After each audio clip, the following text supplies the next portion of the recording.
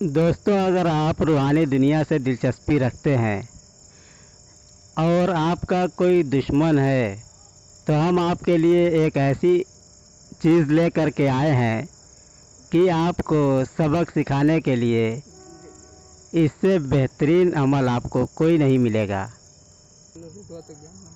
लेकिन इस अमल को हर किसी पर तबाह आजमाई न करें, किसी को नाहक परेशान न करें। जिसके ऊपर भी करना हो, आप पहले खूब अच्छी तरीके से सोच समझ लें कि वाकई उस शख्स के ऊपर ये काम करना चाहिए या नहीं। कहीं ऐसा ना हो कि आपने उसके ऊपर कर दिया और वो तबाह बर्बाद हो गया, परेशानी में फंस गया, तो कहीं ऐसा ना हो कि आपको फिर से पछताना पड़े। इसलिए कि इसका काट बड़ा ही मुश्किल होता है और इस वीडियो में आपको हम इसके काट के बारे में बताएंगे भी नहीं, क्योंकि ये वीडियो लंबा हो जाएगा। अब हम इस अमल के तरकीब की तरफ चलते हैं, लेकिन उससे पहले अगर आप हमारे चैनल पे हमारा वीडियो पहली बार देख रहे हो तो चैनल को ज़रूर सब्सक्राइब कर लें, ताकि हमारा आइंदा का वीडियो आपको आसानी से मिले और हमारे चैनल से आप दूसरा वीडियो भी रूहानी लाइन का आप अपनी दिलचस्पी के एतबार से देखना चाहे तो आसानी से देख सकें। अब हम अमल की तरकीब शुरू करते हैं। जब आपको कंफर्म हो जाए, ज़रूरत महसूस हो कि नहीं, इस दुश्मन को, ये जो आपका दुश्मन है बड़ा ही सख्त, जालिम और ख़तरनाक है और किसी के लिए भी नुकसानदेह साबित हो सकता है, तो इसके बाद आप शनिचर या मंगल के दिन का इंतज़ार करें। यानी इस अमल को सैटरडे या ट्यूसडे के दिन आपको दिन में ही ठीक 12 बजे करना है। और इस काम को करने से पहले आपको जो भी ज़रूरत हो इस चीज़ की, इस काम के लिए, जैसे स्याही, कलम, या अगर आप डॉट पेन से लिखना चाहते हो तो डॉट पेन और कागज़ वगैरह आप पहले से इंतज़ाम कर लें। और कुछ अगरबत्ती वगैरह भी इंतज़ाम कर लें। और 12 बजने के करीब करीब आप अगरबत्ती जला लें, थोड़ा सा अतर लगा लें। फिर इस तावीज़ को जो आप स्क्रीन पे देख रहे हैं, इसको आप एक सफ़ेद कागज़ पर नीली या लाल स्याही से लिखें। और लिखना आपको तब है जब ठीक 12 बज जाए। 12 बजे के 1 मिनट 2 मिनट पहले भी आप ना लिखें, घड़ी देख करके राइट टाइम 12 बजे के बाद आपको लिखना है।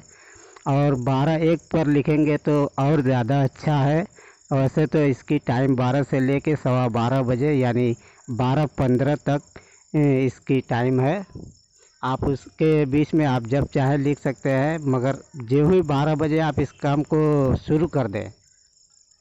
और इस नक्शे को लिखने में एक चीज़ का ध्यान ज़रूर रखें कि जो आदात कम है, सबसे पहले आप उन आदातों को लिख लें।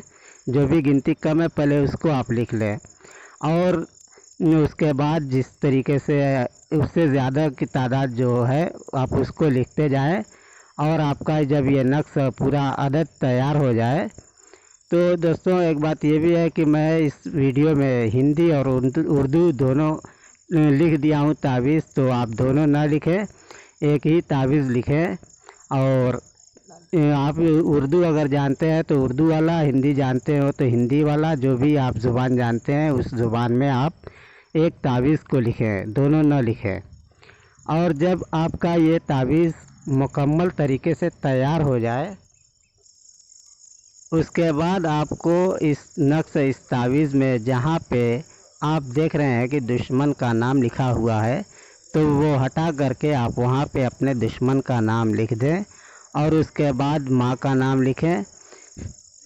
फिर उसके बाद जब ये माँ का नाम लिख लें आप, तो उसके नीचे आप अपना मकसद लिख दें कि दुश्मन जो है बर्बाद हो, तबाह हो, जो भी आपका मकसद हो वो लिख दें उसके नीचे। और लिखने के बाद आपका ये तावीज़ मुकम्मल हो गया, ये काम मुकम्मल हो गया। अब आपको इसको किस तरीके से इस्तेमाल करना है इस वीडियो में हम आपको बताते हैं। जब आपका ये तावीज़ तैयार हो गया तो अब आप एक काला या लाल रंग का कपड़ा ले लें, सूती, और उस कपड़े में इस तावीज़ को लपेट दें। और अगर मुमकिन हो तो आप दुश्मन के घर में इसको दफन कर दें। उसके बाद उसकी जान और माल का तमाशा देखें। अगर ये मुमकिन न हो और आपको दिक्कत हो कि दुश्मन के घर में यानी बिल्ली के गले में घंटी कैसे बांधी जाए, तो ये थोड़ा मुश्किल काम है। तो अगर आपकी ऐसी कोई सूरत हो तो इसको आप दूसरे तरीके से इस्तेमाल कर सकते हैं।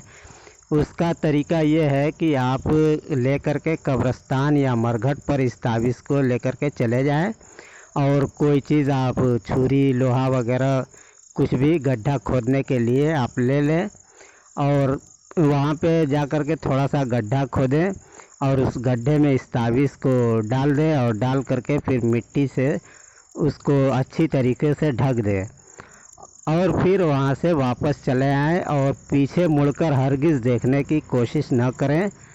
बस पीछे चले आए तो आ गए। और आने पर, घर आने से पहले आपको एक चीज़ और ध्यान रखना है कि आपको हाथ, मुंह और पैर बाहर ही अगर आप धो सकते हो तो धो लें, नहीं तो घर में जाने के बाद फ़ौरन ही आपको ये काम करना होगा कि आप अपना हाथ, मुंह और पैर ज़रूर धो लें।